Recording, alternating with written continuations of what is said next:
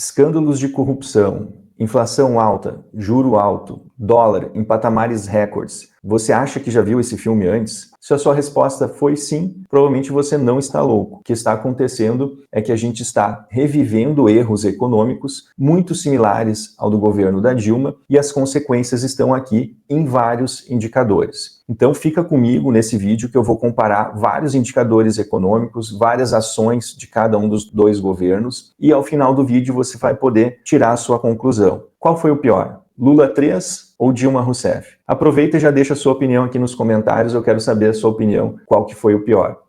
Para começar, a gente precisa relembrar o que foi a crise econômica de 2015 e 2016. Afinal, já se passaram quase 10 anos e muita gente não vai mais lembrar, mas a gente viveu a pior crise da nossa história. Nesse período, o PIB retraiu 2 anos consecutivos, ou seja, a gente teve PIB negativo em 2015 e 2016. Nunca na nossa história tinha acontecido isso anteriormente. Somado a isso, o dólar subiu muito, de 2014 para 2015 e depois de 2016 subiu muito fortemente, o desemprego subiu e a gente teve também o maior escândalo de corrupção da nossa história, a Lava Jato. Tudo isso culminou com o impeachment da então presidente Dilma Rousseff em 2016. E por que isso ocorreu? Para o vídeo, essa é a pergunta mais importante. E aqui, para fazer justiça com a presidente Dilma, na minha visão e na visão de vários economistas, vários estudiosos, essa crise vivenciada em 15 e 16, ela começou a ser plantada anteriormente. Vou voltar um pouquinho mais na história. Em 2002, quando Lula assumiu a presidência pela primeira vez, ele manteve a mesma política econômica do governo anterior, do Fernando Henrique, o famoso tripé macroeconômico. Foi isso que estabilizou a nossa economia, estabilizou a nossa moeda e que a gente já está comemorando aqui 30 anos de Plano Real. E o Lula manteve a mesma política econômica no início de seu mandato. Quando que foi a virada de chave, o divisor de águas? Na minha visão, foi em 2008. Em 2008, a gente teve a crise do subprime nos Estados Unidos, onde teve uma recessão global, ocasionada por essa crise, essa bolha imobiliária nos Estados Unidos, e o Brasil não sentiu tão fortemente essa crise como se imaginava. Na época, o presidente Lula chamou isso de marolinha para o Brasil, né? Representando a crise, uma pequena onda para o Brasil, não um tsunami. Nessa época, a ala mais esquerdista, mais desenvolvimentista do Partido dos Trabalhadores, ela ganhou mais força. Como se dissesse assim, agora tu viu aí, o mundo todo tá errado, o capitalismo tá errado, e a gente aqui que está promovendo diversos programas assistencialistas, a gente está certo. E aí, essa turma intensificou o gasto público e começou a aumentar o número de programas assistenciais e mais gasto público e mais gasto público. Quando a Dilma assumiu, ela veio 100% nessa linha. Não tinha ninguém que fazia contraponto. O ministro dela, Guido Mantega, tinha essa mesma visão. Então eles foram o mandato inteiro.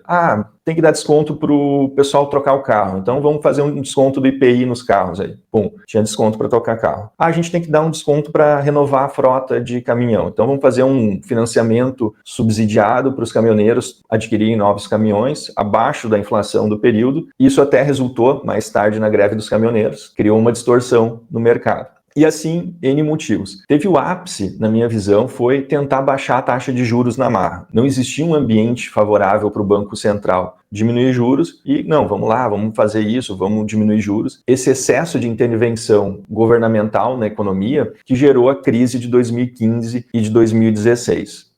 Agora, vamos falar do governo Lula 3. O Lula se elegeu agora, nesse último mandato, com a promessa de melhorar a qualidade de vida das classes mais humildes. Então, quem vai lembrar aí do programa eleitoral dele, ele falava, agora você no final de semana vai poder comprar uma picanha novamente, seu dinheiro vai valer mais, você vai ter emprego. Esse foi o mote da eleição dele. E na prática, o que está acontecendo é que ele esqueceu que aconteceu as crises de 2015, 2016, esqueceu o que foi feito no passado e está repetindo os mesmos erros. Ele está tentando entregar isso de alguma forma, aumentando impostos. A gente bateu o recorde de arrecadação em 23 e 24 e principalmente aumentando impostos sobre alta renda, criando imposto sobre fundo exclusivo, sobre offshore, impostos sucessórios, vai aumentando esse tipo de imposto para tentar aumentar o pacote assistencialista, aumentando Bolsa Família, criando Vale Gás, criando um monte de pacote assistencialista. Mas na prática isso não vem funcionando. Isso mesmo pode ser visto pela última pesquisa da Quest, onde mostra que a desaprovação do governo Lula está em níveis recordes. E o mais preocupante é que a gente ainda tem um bom pedaço de governo, pouco mais de um ano ainda pela frente, onde o governo já enviou um projeto de lei orçamentária prevendo que, para fechar as contas em 2026, vai precisar arrecadar 118 bi a mais e que em 2027 talvez vai faltar dinheiro. Isso é um absurdo. A arrecadação batendo recordes e não chega. O gasto é muito elevado, não dá conta, ou seja, a gente está repetindo os erros do passado. Agora, vamos entrar na parte mais prática do vídeo e vamos olhar os indicadores econômicos, os principais aqui, como que eles estão se comportando hoje e como eles se comportaram no tempo da Dilma.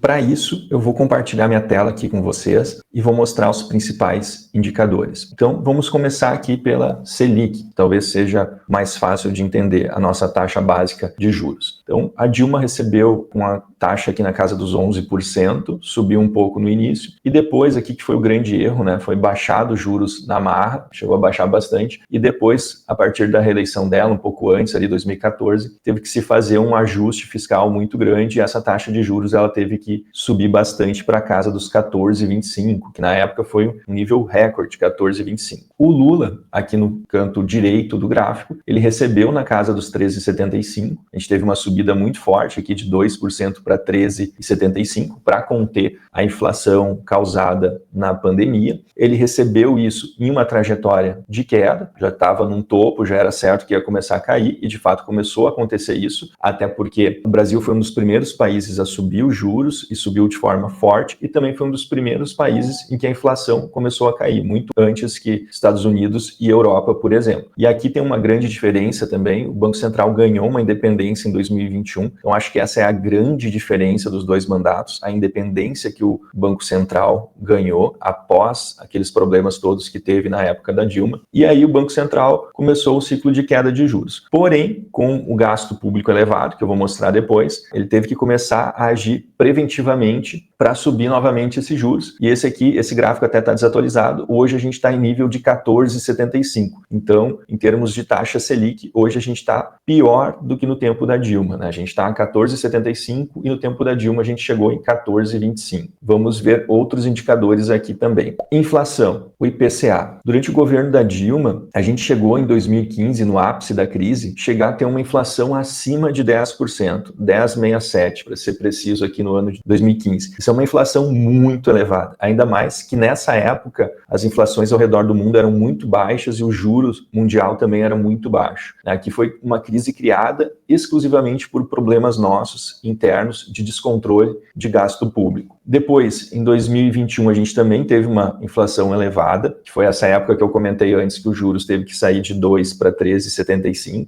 mas foi uma inflação muito direcionada a problemas da Covid. E depois, o Lula assumiu com a inflação aqui na casa dos 4, já arrefecendo aquele pico da Covid, e ela vem subindo, tá? Esse gráfico aqui está desatualizado, se a gente olhar os últimos 12 meses, está por volta de 5,5%, 5,5%, e tem alguns grupos específicos que eles estão com uma alta muito exagerada, inclusive o dos alimentos, e por isso também um dos motivos da queda de popularidade do presidente. Dólar é outro termômetro muito interessante. O governo da Dilma assumiu ali com um dólar na casa de 2, foi subindo, em 2014, que teve aquela reeleição com a Aécio ali, eles tentaram segurar ao máximo artificialmente, passada a reeleição, trouxeram o Joaquim Levy para fazer o ajuste fiscal necessário. E o dólar simplesmente disparou, né? Saiu lá da casa dos 2,40, por aí mais ou menos, para a casa dos R$4. Então foi uma alta muito significativa. Depois o dólar continuou lateralizado, subiu bastante durante a pandemia, lateralizou por um bom tempo. E o ano passado ele subiu bastante, no final do ano. Justamente um problema parecido com o da Dilma. O mercado começou a ficar muito receoso com a situação fiscal brasileira, né? Com a dívida elevada, o gasto público desenfreado e simplesmente pela postura do governo de não remediar essa causa, não trazer a trajetória do gasto público para uma trajetória de queda. E isso a gente vai ver aqui nesse último gráfico que eu quero compartilhar com vocês. A Dilma assumiu com uma dívida bruta em relação ao PIB, a dívida pública em relação ao PIB, de 57%.